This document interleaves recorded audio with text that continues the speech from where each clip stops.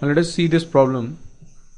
This is another moderate level problem, if you can say, but if you know the concept well, you could have easily solved this problem also. A cubical region of side A has its center at origin.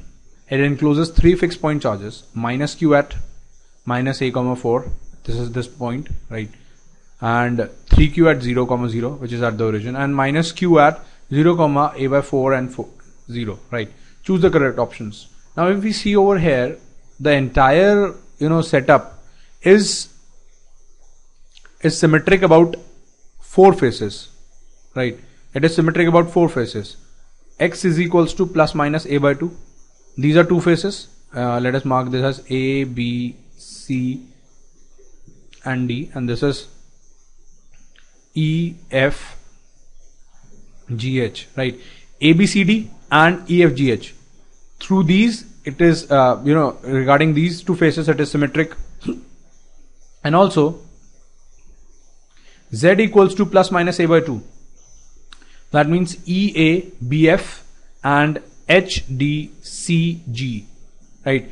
Again, through these 4 surfaces, the entire thing is symmetric, right. And these 4 are almost similar. But if we talk about y is equals to plus minus a by 2, these two surfaces, BF, GC and AE, HD, through these 2 surfaces, it is also symmetric, right. So now let us see the options. The net electric flux crossing the plane at x equals to a by 2 is equal to the net electric flux crossing the plane at x equals to minus a by 2. Obviously, it will be the same because these 4 are symmetric planes, right. So that means option A is correct. Now let us see the option B. The net electric flux crossing the plane at y equals to a by 2 is more than the net electric flux crossing the plane at y equal to minus a by 2.